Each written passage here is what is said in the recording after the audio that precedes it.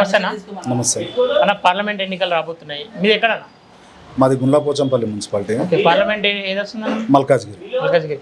Okay, మల్కాజ్గిరిలో చూసుకుంటే అటు సునీత మహేందర్ రెడ్డి కావచ్చు కాంగ్రెస్ నుండి, బీజేపీ నుండి ఈటెల రాజేందర్, బీఆర్ఎస్ నుండి లక్ష్మారెడ్డి ఉండబోతున్నారని చెప్పేసి ఎవరు గెలిచే అవకాశం ఉంది ఈ ప్రాంతంలో అసలు?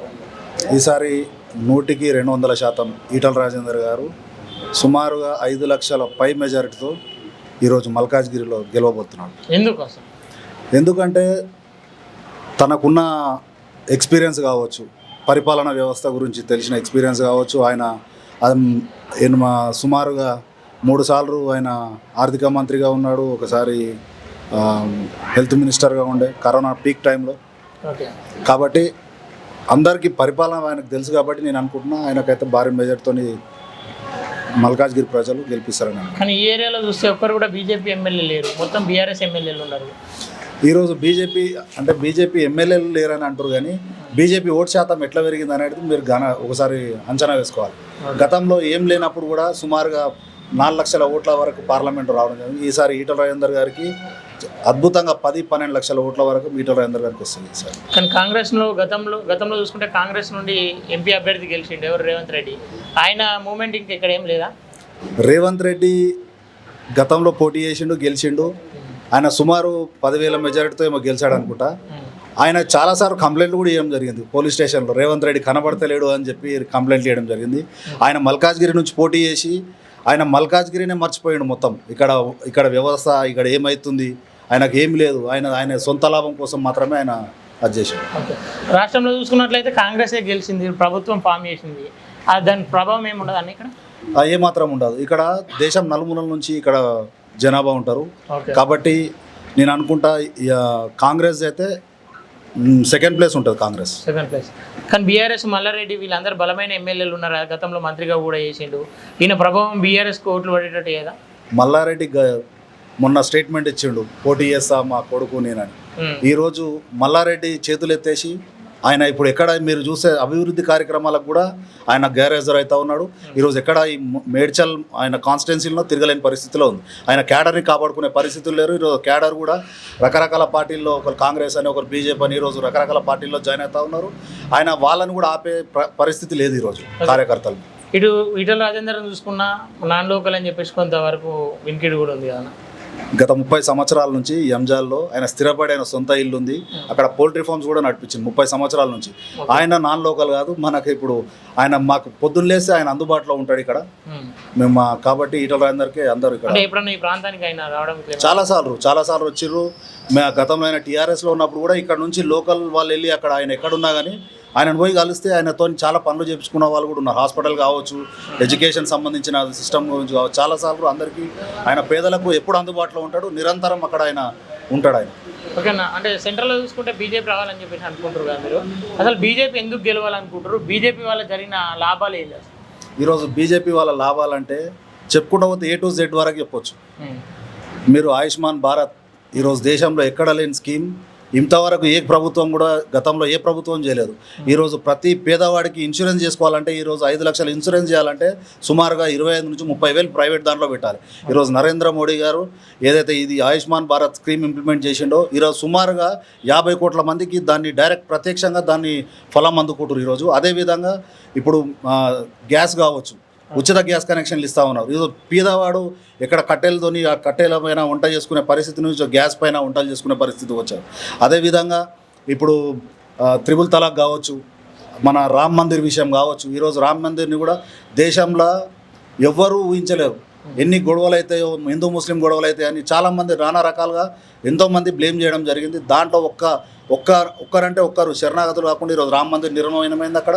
ఈరోజు భవ్యమైన రామ మందిరం కోసం దేశం నలుమూలల నుంచి లక్షలాది మంది ఇప్పుడు అక్కడ తరలి వెళ్తూ ఉన్నారు. ఓకే, అంటే రాష్ట్రంలో చూసుకుంటే మాకు ఎన్ని ఎక్కువ సీట్లు వస్తే అంత రాష్ట్రాన్ని అభివృద్ధి చేస్తానని ఇటు కాంగ్రెస్ నేతలు చెప్పుకోవడం జరుగుతుంది. అలా అంటే రాష్ట్ర అభివృద్ధి కోసం కాంగ్రెస్ గెలిచే అవకాశం లేదా? ఈరోజు కాంగ్రెస్ పరిస్థితి వాళ్ళు ఇచ్చిన 6 గ్యారెంటీలు ఏదైతే ఉందో దాంట్లో 6 గ్యారెంటీలు ఇంప్లిమెంట్ చేయాలంటే ఇక్కడ ఉన్న బడ్జెట్ ఏంది, రేవంత్ రెడ్డి గతంలో తెలియదా ఈయనకు ఇక్కడ ఇంత బడ్జెట్ ఎక్కడ ఉంది మన ఇక్కడ అని. ఈరోజు ఏం చెప్తా ఉండంటే దేశంలో మేము వెళ్తే మాకు ఇక్కడ చేస్తామని చెప్తుండు. ఈరోజు అప్పుల రాష్ట్రంగా మార్చిన తెలంగాణని ఆ రోజు ఈయన మా ప్రధాన ప్రతిపక్షంలో ఉన్నటువంటి కాంగ్రెస్కి ఆ రోజు తెలియదా ఇక్కడ నిధులు ఉన్నాయి లేదు అనేది. ఈరోజు మేము మళ్ళా మాకు అధికారం ఇస్తే మేము దేశంలో అధికారం ఇస్తే మేము రాష్ట్రంలో చేస్తాం 6 గ్యారెంటీలు అని. ఈరోజు అంతా దొంగ మాటలు దొంగ దాంతో నడుస్తూ ఉంది. కాబట్టి ఎవరు జనం అయితే నమ్మరు. 6 గ్యారెంటీ 100 రోజులు అవుతా ఉంది, ఇప్పటివరకు 2 గ్యారెంటీలు కూడా వాళ్ళు చేయలేదు. ఏదో ఎలక్షన్ కోసం అని చెప్పి ఏదో ఉచిత కరెంట్ ఏదో 200 యూనిట్లు అని చెప్తా ఉన్నారు, అది ఒక గ్యాస్ ఏదో చెప్తా ఉన్నారు. కాబట్టి అది పెద్దగా జనాలలో అదేం పెద్ద ఇంప్లిమెంట్ లేదు కాబట్టి ఎవరు పట్టించుకోరు వీళ్ళని. ఓకేనా, అంటే యువత ఎటువైపు ఉండబోతున్నారు? యువత మొత్తం కూడా ఈసారి భారతీయ జనతా పార్టీ సైడ్. ఎందుకోసం అసలు యువతకి ఏం మేలు జరిగింది? ఈరోజు యువతకి మీరు చూసుకోవచ్చు, యువతకు ఏం మేలు జరిగిందంటే ఈరోజు ఉన్న యువతకి ఏ గవర్నమెంట్ కానీ గతంలో ఇప్పుడు ఉన్న టీఆర్ఎస్ ఇంతకుముందు ఉండే ఎన్నో నోటిఫికేషన్ వేసిర్రు కానీ ఈ రోజు దాకా ఏది కూడా అన్ని కోర్టుల మళ్ళీ దాన్ని పెండింగ్ ఉండి కోర్టు మళ్ళీ దాన్ని స్టే చేయడం జరిగింది. అట్లా ఎన్నో ఉన్నాయి. ఈరోజు నరేంద్ర మోడీ గారు దేశం మీద సుమారుగా 15-20 లక్షల ఉద్యోగాలు ఆల్రెడీ ఇంప్లిమెంట్ చేసిర్రు. ఇప్పుడు ఇక్కడ రాష్ట్రంలో బీజేపీ కనుక వస్తే ఇక్కడ కూడా ఇంప్లిమెంట్ చేస్తామని చెప్పి గతంలో హామీ ఇచ్చారు. కానీ కాకపోతే మనకి ఇక్కడ దురదృష్టంగా మనకు గవర్నమెంట్ రాకపోవడం అలాంటిది ఉంది. కాకపోతే యువత మొత్తం కూడా ఈరోజు ఉన్న కాశ్మీర్ ఇష్యూ కావచ్చు, పాకిస్తాన్ ఇష్యూ, ఈరోజు ఏ ఒక్కరు కూడా మన ఇండియాని కన్నెత్తి చూసే పరిస్థితిలో ఈరోజు లేదు వేరే దేశం కానీ. ఇప్పుడు మన ఇక్కడ ఉన్న సంస్థాగతంగా లోకల్ ఉన్న వాళ్ళు కూడా ఇప్పుడు బయట దేశం వెళ్తే వాళ్ళకి తెలుసు ఎట్లా రిసీవ్ చేసుకుంటారు అని. అదొకటి నిదర్శనం, అదొకటి చాలు మీరు అంటే దేశం మీద నరేంద్ర మోడీ పాలన ఎట్లుందని. ఓకేనా, ఫైనల్గా ఈ పార్లమెంట్ నుండి ఎవరు గెలుస్తారు?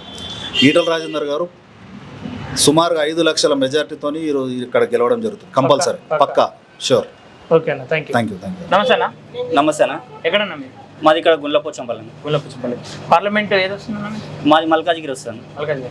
పార్లమెంట్ ఎన్నికలు రాబోతున్నాయి కదా, ఎన్నికల్లో ఏ పార్టీ గెలిచే అవకాశం ఉంది? బీజేపీ నుండి చూసుకుంటే ఈటల రాజేందర్ ఉన్నాడు, అటు బీఆర్ఎస్ నుండి చూసుకుంటే లక్ష్మారెడ్డి, ఇటు కాంగ్రెస్ నుండి చూస్తే సునీతారెడ్డి ఉండబోతున్నారు. ఎవరి ప్రభావం ఉంటుంది ఈ పార్లమెంట్లో? అన్న, ఈ ఎన్నికలు కేవలం మాత్రమే. ఈటల రాజేందర్ అన్న 100కి 100% గెలుస్తుండు.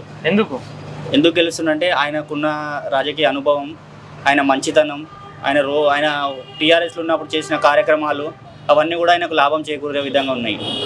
ఇంకోటి ఏంటంటే ప్రత్యర్థులను చూసుకుంటే సునీతా మహేందర్ రెడ్డి కావచ్చు, రాగిడి లక్ష్మారెడ్డి కావచ్చు, వాళ్ళు అనేది పబ్లిక్ ఫిగర్ కాదు. మార్కెట్లో ఈటల రాజేందర్ అని అంటే ఈటల రాజేందర్ పేరు చెప్తే గుర్తుపట్టని వాళ్ళు అనేట వాళ్ళు లేరు. వాళ్ళని చూస్తే వీళ్ళ ఎవరని కనీసం వాళ్ళ కార్యకర్తలు కూడా గుర్తుపడే పరిస్థితి లేదు ఈరోజు. అది ఈటల రాజేందర్కు ఆయన చేసిన మంచి పనులే కావచ్చు, వీళ్ళ ప్రత్యర్థుల లోపాలు కూడా కావచ్చు. ఆయనకు చాలా ప్లస్ పాయింట్.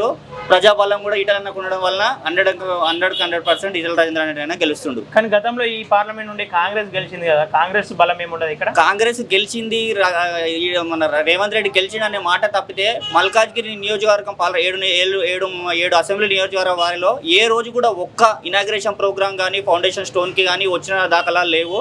రేవంత్ రెడ్డి ఇక్కడ మల్కాజ్గిరి గెలిచి దాని ద్వారా పీసీసీ అయ్యిండు, ఇప్పుడు సీఎం అయ్యిండు తప్ప మల్కాజ్గిరికి చేసింది ఏమీ లేదు రేవంత్ రెడ్డి.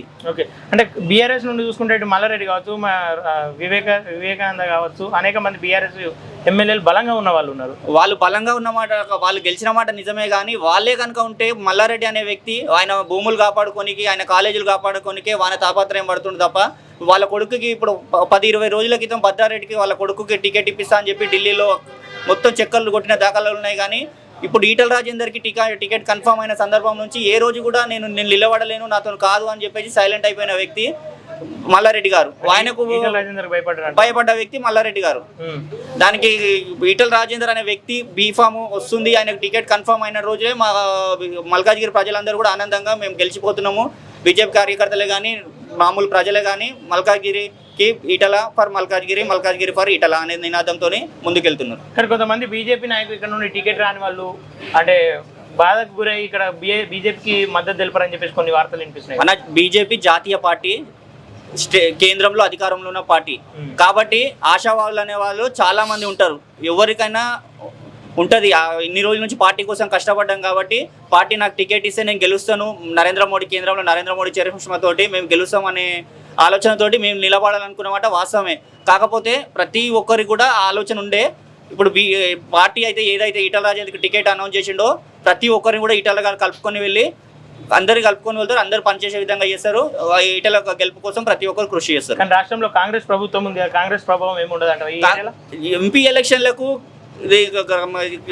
కేంద్రంలో ఉన్న దానికి రాష్ట్రంలో ఉన్న దానికి సంబంధం ఉండదన్న. మనకి ఇప్పుడు ఎంపీ గెలిస్తే పార్లమెంట్కి వెళ్తే కేంద్రం నుంచి నిధులు తెచ్చుకోనికి ఉంటుంది కాబట్టి ఇక్కడ అధికారంలో ఉన్న కాంగ్రెస్ కూడా ఎన్ని సీట్లు అన్న 64 సీట్లు ఉన్నాయి. వాడు ఎక్కడ ఉంటాడో కూడా తెలియదు. ఈ రోజు ఇక్కడ ఉన్నాడు, రేపు అక్కడ పోతాడు, అక్కడ ఉన్నాడు, ఇక్కడ ఉన్నాడు, వాళ్ళే కొట్లాటలు, గ్రూప్ రాజకీయాలు ఇప్పుడే స్టార్ట్ అయిపోయినాయి. చూసినాం మనము. బట్టికి ఎంత అవమానాలు జరుగుతున్నాయి, ఒక దళితులను చూసి ఆయన మీద ఎంత అవమానాలు జరుగుతున్నాయో చూస్తున్నాం మనం. కాబట్టి వాళ్ళ మీదనే ఒకరి మీద లేదు. కాబట్టి మనం భయపడాల్సిన అవసరం లేదు. 100% 10 నుంచి 12 సీట్లు మనం తెలంగాణలో బీజేపీకి గెలుస్తుంది. బీజేపీ అంత బలంగా గెలవాలని అసలు యువత ఎందుకు కోరుకుంటుంది? బీజేపీ వాళ్ళు యువతకి ఏం మేలు జరిగింది? బీజేపీకి ఈసారి బీజేపీ ఇంతవరకు 4 సీట్లు ఉన్న బీజేపీ, 12% ఉన్న ఓటింగ్ ఉన్న బీజేపీ ఇంతగానో చెప్పుకోవడానికి కారణాలు ఏంటంటే బీజేపీ చేసిన మంచి పనులే అన్న. 370 ఆర్టికల్ రద్దు చేసింది, ముస్లింలకు మహిళలకు మంచి చేకూరేలాగా త్రిపుల్ తలాక్ చేసింది, 500 సంవత్సరాల హిందువుల కళ అయోధ్య బాలరామ మందిరం నిర్మించింది. ఇట్లా చెప్పుకుంటూ పోతే లోన్లు కానీ ఏదైనా కానీ డైరెక్ట్గా కేంద్రం నుంచి గ్రామ పంచాయతీలకు, మున్సిపాలిటీలకు నిధులు చేకూర్చింది. ఇంతగానో పనులు చేసేదాన్ని పబ్లిక్ ఒకప్పుడు వాళ్ళకు అవగాహన లేకపోతున్నాయి, కానీ ఇప్పుడు అందరికీ అవగాహన వచ్చింది ఎవరు ఎక్కడి నుంచి వస్తున్నాయి అని. ప్రతి ఒక్క దాని మీద ఏ పథకం తెచ్చినా కూడా సెంట్రల్ స్కీమ్ పేరు ఉంటుంది కానీ మోడీ ఫోటో ఉండదు. కానీ ఫోటో లేనంత మాత్రాన పథకం పేరు అనేది అది ప్రజలకు తెలిసిపోతుంది కదన్న. అట్లా ఎవరు కూడా ఏమీ అప్పట్లేక లేరు, అందరూ కూడా మంచిగా అయినారు. ఈసారి ఖచ్చితంగా ఈటలను గెలిపిస్తారు. ఈటలతో పాటు 12 నుంచి 14 సీట్లు బీజేపీ కూడా గెలిచిపోతుంది అన్న. పక్కా అన్న, ఇది డ్యామ్ షూర్ అన్న. థ్యాంక్ యూ అన్న. నమస్తే అన్న. నమస్తే అన్న. ఎక్కడన్నా? గుండ్లపోచంపల్లి మున్సిపల్ అన్న. గుండ్లపోచంపల్లి పార్లమెంట్ అసలు మల్కాజిగిరి పార్లమెంట్ అన్న. మల్కాజిగిరి అంటే ఈ ప్రాంతంలో కావచ్చు, దేశం మొదట పార్లమెంట్ ఎన్నికలు రాబోతున్నాయని తెలిసిందే కదా. ఈ ప్రాంతం నుండి చూసుకుంటే అటు బీజేపీ నుండి ఈటల రాజేందర్, కాంగ్రెస్ నుండి సునీత రెడ్డి, ఇటు బీఆర్ఎస్ నుండి చూసుకుంటే లక్ష్మారెడ్డి రాబోతున్నారు. ఈ ముగ్గురిలో ఎవరి ప్రభావం ఇక్కడ ఉండబోతుంది? అంటే ఎక్కువ అంటే బీజేపీ ప్రభావం ఉంటుంది. ఇంకోటి ఏంటంటే ఈటల రాజేందర్ గారు ఒక 20 ఏళ్ళ నుండి కూడా రాజకీయంగా ఉన్నారు. అంటే ఆయన ఏంటంటే ఒక తెలంగాణ ఉద్యమంలో ప్రతి విషయంలో కూడా ఆయన్నే గలమెత్తిండు. అప్పుడు వైఎస్ రాజశేఖర రెడ్డిని కూడా అసెంబ్లీలో ఎదుర్కొన్నది ఆయన్నే.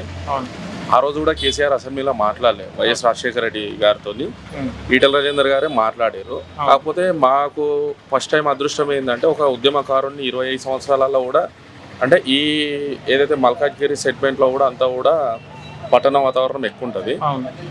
ఇప్పుడు కూడా ఉద్యమం పట్టణంలో లేదు, విలేజ్లలో ఉంటుంది అనేది ఒకటి బాగా ఉండిపోయింది. అందరు కూడా ఒక ఉద్యమకారునికి ఒకసారి ఓటేయాలనేది అందరికి ఉంది. ఆ అదృష్టాన్ని మాకు 20 ఏళ్ళ తర్వాత కల్పించారని మేము అనుకుంటున్నాము. ఈటల రాజేందర్ గారు 2 చోట్ల మొన్న ఓడిపోయినా కూడా గట్టి పోటీ ఇచ్చారు. ఆ ఓడిపోవడం ఏంటో కానీ మల్కాజ్గిరి ప్రజలకు ఈసారి చాలా అంటే వాళ్ళ ఓటు హక్కును చాలా స్టాండర్డ్గా ఒక గలానికి వినిపించాలని వేస్తారు. అంటే గతంలో చూసుకుంటే ఇక్కడ రేవంత్ రెడ్డి గెలిచింది కదా, ఆయన ప్రభావం చూపిస్తాయి. రేవంత్ రెడ్డి గెలిచిండు అంటే ఆ మూమెంట్లో అప్పుడు ఉన్న వ్యతిరేకత వల్ల, అంతేగాని అప్పుడు కూడా అంత పెద్ద ప్రభావం ఏం లేదు. ఆయన గెలిచింది కూడా 0% ఓటింగ్ శాతంతోనే గెలిచిండు. అప్పుడు బీఆర్ఎస్ ఉండే, అప్పుడు బీజేపీ కూడా మంచి ఓటింగ్ వచ్చింది రామచంద్రయ్య గారి వల్ల. ఇప్పుడు మోడీ, చరిష్మా ప్లస్ ఈటల రాజేందర్ గారు కూడా గత 30 సంవత్సరాల నుండి ఈ ప్రాంతంలోనే, ఈ మేడ్చల్ కాన్స్టిట్యున్సీలోనే ఆయన బిజినెస్గా కూడా ఇక్కడనే స్థిరపడి ఉన్నాడు. ఇక్కడ అందరికీ కూడా లోకల్ నాయకులకు అందరికీ కూడా సుపరిస్థితుడే, అందరూ కూడా ఆయన్నే గెలిపించుకోవాలని చూస్తున్నాం. మాకు అందుబాటులో ఉండే నాయకుడు ఇక రేవంత్ రెడ్డి గారు అంటే ఆయన కొడంగల్ నుండి వచ్చిండు, ఆయన PCC ప్రెసిడెంట్ అయ్యిండు. అదంతా సెకండరీ చూస్తే కూడా ఆయన గత 5 సంవత్సరాలలో కూడా గుండ్లపోచంపల్లి మున్సిపల్లో ఏ అభివృద్ధి కార్యక్రమంలో కూడా వచ్చి ఆయన ఎక్కడో కొబ్బరికాయ కొట్టి ఒక ప్రోగ్రామ్ చేసింది లేదు, ఇనాగ్రేషన్ చేసింది లేదు. ఇప్పుడు చెప్పుకుంటున్న మేము వేస్తున్నాము నేషనల్ హైవేస్ ఇవన్నీ అంటే కూడా నేషనల్ హైవే అన్ని ప్రోగ్రామ్స్ కూడా సెంట్రల్ గవర్నమెంట్ డిసిషన్ తీసుకొని వాళ్ళు ఒక 20 ఏళ్ళు 30 ఏళ్ళ ప్లానింగ్ ప్రకారం వాళ్ళు చేసినవి తప్పితే ఏదో రేవంత్ రెడ్డి కాన్స్టిట్యున్సీలో చేస్తున్నంత మాత్రాన ఆయన చేస్తున్నా అని వాళ్ళు చెప్పుకుంటుంది తప్పితే అది ప్రజలు నమ్మరు. అంటే రాష్ట్రంలో చూసుకుంటే కాంగ్రెస్ బలంగా ఉంది కాబట్టి కాంగ్రెస్ మేము గెలిస్తే మరింత అభివృద్ధి చేస్తామని చెప్పేసి అంటారు వాళ్ళు. రాష్ట్రంలో కాంగ్రెస్ బలంగా ఉందని చెప్పి వాళ్ళు అనుకుంటున్నారు. వాళ్ళు గెలిచింది ఒకటే సీట్ ఉన్నది. మనకు 117 సీట్లలో వాళ్ళు గెలిచింది 64. ఒక 2 సీట్లు అటు ఇటు అయితే గవర్నమెంట్ పడిపోయే పరిస్థితుల్లో వాళ్ళు ఉన్నారు, బలంగా లేరు వాళ్ళు. ఇంకోటి ఏంటంటే ప్రజలందరూ ఏమనుకుంటే గల్లీలో ఎవరున్నా సరే ఢిల్లీలో మోడీ ఉండాలనుకుంటున్నారు. అందులో మొత్తం మన ఇండియాలోనే పెద్ద కాన్స్టిట్యున్సీ మల్కాజ్గిరి.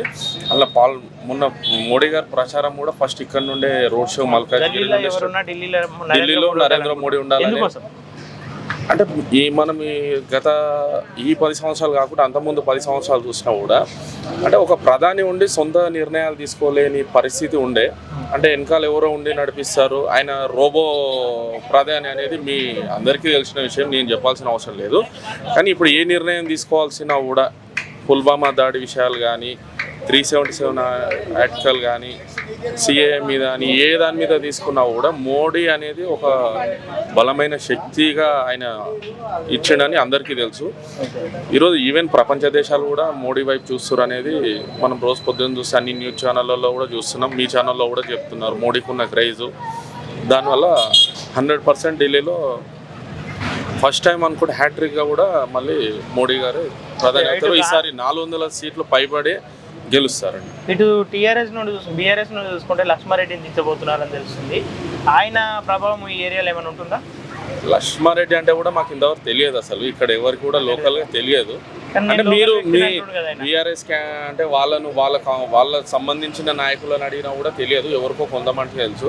ఇక ఈటల రాజేందర్ గారు అంటే 20-25 సంవత్సరాల నుండి అయితే అందరికీ తెలిసిన క్యాండిడేట్ కాబట్టి ఆయనకు 100% ఆల్ పార్టీస్ కూడా ఆయనకు చేస్తాయి. ఈసారి ఈటల రాజేందర్ గెలుపు నెల్లేరు మీద నడికి. నమస్తేనా. ఎక్కడన్నా జీడిమెట్ల విలేజ్. ఏ పార్లమెంట్ వస్తుందండి? మల్కాజ్గిరి. పార్లమెంట్ ఎన్నికలు రాబోతున్నాయి. అవును. ఏ పార్టీ వైపు ఇక్కడ మల్కాజిగిరి పార్లమెంట్ లో చూసుకుంటే మీ ప్రాంతంలో ఏ పార్టీ వైపు ఎక్కువ మొగ్గు? బీజేపీ. ఎందుకంటే ఇప్పుడు మోడీ చేస్తున్న అన్ని మంచి పనుల కోసం ఇప్పుడు 500 సంవత్సరాల నుంచి వెళ్ళున్న రామాలయం టెంపులే కానీ ఈచ్ అండ్ ఎవ్రీథింగ్ మంచిగా చేస్తుంది కాబట్టి బీజేపీ కంపల్సరీ. సరే, కానీ రాష్ట్రంలో చూసుకుంటే కాంగ్రెస్ ఉంది. కాంగ్రెస్ ఓన్లీ ఎమ్మెల్యే దానికోసం మాత్రం ఓకే, కానీ సెంట్రల్ నుంచి అయితే బీజేపీ కరెక్ట్ అండి. బీజేపీ అంటే ఏ రకంగా యువతకి ఏం చేసింది ఇప్పటివరకు బీజేపీ? యువత కంటే చాలా చేసింది. ఇంకా టీఆర్ఎస్ ఏం చేయలేదు, కాంగ్రెస్ కూడా ఏం చేయలేదు. ఓన్లీ ఉచిత పథకాలు అని చెప్పి పథకాలు పెట్టారు కాంగ్రెస్ నుంచి వెళ్ళి. ఇంకా కన్ఫామ్ అయితే అయినాయి, ఇంకా ఒకటి ఉంది. బీజేపీ చేస్తేనే కరెక్ట్. బీజేపీ కానీ సెంట్రల్లో కూడా ఈసారి కాంగ్రెస్ ఫామ్ అయ్యేటట్టు ఉందని చెప్పేసి అన్నారు. లేదు, సెంట్రల్లో బీజేపీ రావాలి. బీజేపీ రావాలి. ఎందుకంటే ఏది కావాలనుకున్నా ఇప్పుడు ఏది కావాలన్నా మోడీ చేస్తుండు. ఇంతకుముందుకు గత ప్రభుత్వం కాంగ్రెస్ ఉన్నప్పుడు ఏం చేయలేదు. ఇప్పుడు బీజేపీ ఉంది కాబట్టి అన్ని పనులు చేస్తుంది. కానీ ఇక్కడ బీజేపీ నుండి ఉన్న అభ్యర్థి ఎవరైతే ఈటల రాజేందర్, ఆయన ఇక్కడ లోకల్ కాదని చెప్పేసి అంటారు. లోకల్ అని కాదు, ఒక బీసీ వ్యక్తి, ముద్రాజ్ వ్యక్తి, అందరికి ఛాన్స్ ఇవ్వాలి.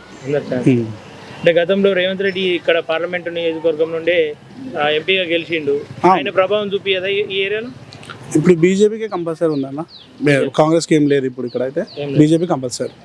ఓకే, ఇటు చూస్తే షంబీపూర్ రాజు కూడా ఈ ప్రాంతం వాడని చెప్పేసి ఆయనకు అన్నారు, కానీ ఇంకా షంబీపూర్ రాజుకు కన్ఫర్మ్ కాలేదు టికెట్. ఓకే, ఒకవేళ షంబీపూర్ రాజు అటు లక్ష్మారెడ్డి కాంగ్రెస్ నుండి ఇటు ఈటల రాజేందర్ చూసుకుంటే ఎవరు పోటీ ఉంటారు అనుకుంటారు? ఈటల రాజేందర్ గెలుస్తాడు. ఆయనకు పోటీ ఎవరు లేరు. బీజేపీ ఉంది 100%. Gun shot 100%. Thank you. నమస్తే అన్న. నమస్తే. ఎక్కడన్నా ఉండే చింతల ఏం చేస్తుంటారు? సాఫ్ట్వేర్ ఇంజనీర్ పనిచేస్తాను. ఓకే, పార్లమెంట్ ఎన్నికలు రాబోతున్నాయి కదా. పార్లమెంట్ ఎన్నికల్లో మల్కాజిగిరి నుండి ఈటెల బీజేపీ నుండి, సునీత మహేందర్ రెడ్డి కాంగ్రెస్ నుండి, రాగిడి లక్ష్మారెడ్డి బీఆర్ఎస్ నుండి వస్తున్నారు కదా. ఎవరి వైపు ఇక్కడ జనాలు ఉంటారు? జనాలు అనేది ఇప్పుడు బాగా ఆలోచిస్తారు, అంత ఈజీగా ఎవరికి పడితే వాళ్ళకి ఓట్లు వేయరు. ఓకే, పోయినసారి చూసుకున్నట్లయితే మనం మంచి చైతన్యవంతులు మన మల్కాజ్గిరి పార్లమెంట్ నియోజకవర్గంలో ఎవరికి ఎప్పుడు గెలిపించాలనేది పక్కా ఆలోచన చేస్తారు. లాస్ట్ టైం రేవంత్ రెడ్డి గారిని గెలిపించారు, చాలా అవసరం అప్పుడు. ఈసారి అట్లనే కూడా బాగా ఆలోచన చేస్తారు, ఎవరు లోకల్ ఉన్నారో చూస్తారు. ఇప్పుడు ప్రస్తుతం మనకు 3 క్యాండిడేట్లు చెప్పిన దాంట్లో ఈటల రాజేందర్ గారు అయితే మనకు లోకల్ పర్సన్, ప్లస్ ఆయన చాలా ఇప్పుడు అవసరం. ఇప్పుడు మా ప్రజలందరికీ కూడా ఈటల రాజేందర్ అనే వ్యక్తి ఉంటే చాలా బాగుంటుందని మా యొక్క అభిప్రాయం. అంటే ఎందుకంటే బీజేపీ చూసుకున్నట్లయితే ఇప్పుడు మొత్తం భారతదేశము ప్రపంచం అంతా కూడా బీజేపీ వైపు చూస్తున్నారు. వాళ్ళు చేసే మంచి పనులు మనం అడుగు నుంచి చూసుకున్నట్లయితే కింది స్థాయి నుంచి ఒక్కొక్క పని చేసుకుంటూ మోడీ గారు వస్తున్నారు, ఎక్కడ అవినీతి లేదు. అట్లాగే ప్రపంచమంతా కూడా భారతదేశాన్ని బాగా గౌరవించే స్థితికి వచ్చింది. ఒక స్కామ్ లేదు, ఒక బాంబ్ బ్లాస్ట్ లేదు. సెక్యూరిటీ పరంగా, ప్రజల భద్రత పరంగా, ప్లస్ అట్లాగే మనకు రాజకీయ పరంగా ప్రజలందరి యొక్క శ్రేయస్సు కొరకు వ్యాక్సిన్, మన కరోనా వ్యాక్సిన్ చూసుకున్నాం, ఆరోగ్యం చూసుకున్నాం, ఆర్థిక పరిస్థితి చూసుకున్నాం, రైతులకు 2000 రూపాయలు వేసినా, ఏది చూసినా కూడా పథకాలు చాలా అద్భుతంగా ఉన్నాయి. కాబట్టి బీజేపీ వైపు అందరు మొగ్గు కానీ చూస్తారు. స్టేట్లో కాంగ్రెస్ ఉంది కదా, కాంగ్రెస్కి ఒక 15 సీట్లు ఇస్తే మేము ప్రశ్నించే గొంతులుగా ఉండి తెలంగాణను అభివృద్ధి చేస్తామని వాళ్ళు అంటారు. చాలా మంచిదే యాక్చువల్గా అయితే ఉండాలా. అటువంటిది కొంచెం ప్రతిపక్షం కూడా ఉంటే బాగుంటది. కాకపోతే ఇప్పుడు దేశానికి ఎవరు కావాలని చూస్తాం కదా. అవును. ఇప్పుడు అక్కడ మన రాహుల్ గాంధీ గారు ఉన్నారు అపోజిషన్ లో. వారు ఏ రకంగా క్వశ్చన్లు అడుగుతున్నారు, ప్రజల పట్ల వాళ్ళకు ఉన్నటువంటి విశ్వాసం ఏముంది, దేశవ్యాప్తంగా వాళ్ళకు ఉన్నటువంటి ఆదరణ ఎట్లుంది అది కూడా చూస్తారు. అవును. కాబట్టి ప్రజలు మోడీ గారి వైపు అయితే ఖచ్చితంగా ఉంటారు. ఓకే. రాహుల్ గాంధీ ఒకవేళ మంచి క్యాండిడేట్లు నిలబెడితే మరి ఆలోచన చేస్తారేమో, కానీ ప్రస్తుతానికైతే మాకు ఈటల రాజేందర్ అనే వ్యక్తి చాలా. కానీ ఈటల రాజేందర్ మీద గతంలో కొన్ని ఆరోపణలు కూడా వచ్చినాయి కదా, వాటిని ఎట్లా చూస్తారు? ఇంకా రాజకీయ నాయకుడు అన్న తర్వాత కొన్ని మంచి కొన్ని చెడు చేస్తూ ఉంటారు. కానీ ఆ పార్టీ వెనుక ఎట్లా ఉంది, దాని యొక్క నాయకుడు ఎట్లా ఉన్నాడు, వెనుక నుంచి మోడీ గారు ఏంది, వారి యొక్క టీం ఏంది, ఎట్లా ఉంది, అవినీతి ఎక్కడైనా జరిగిందా? గత 10 సంవత్సరాల నుంచి బీజేపీ ప్రభుత్వం ఉంది, కానీ ఏ మినిస్టర్ కానీ ఎవరి దగ్గర కూడా అవినీతి లేదు. కాబట్టి ఈ ఆలోచన చేస్తారు ఖచ్చితంగా. మొత్తం మీద ఇప్పుడు ఏ పార్టీ వస్తా అంటారు ఇక్కడ? భారతీయ జనతా పార్టీకి వస్తుంది గ్యారంటీ అని మేము అనుకుంటున్నాం. ఓకేనా, థ్యాంక్ యూ.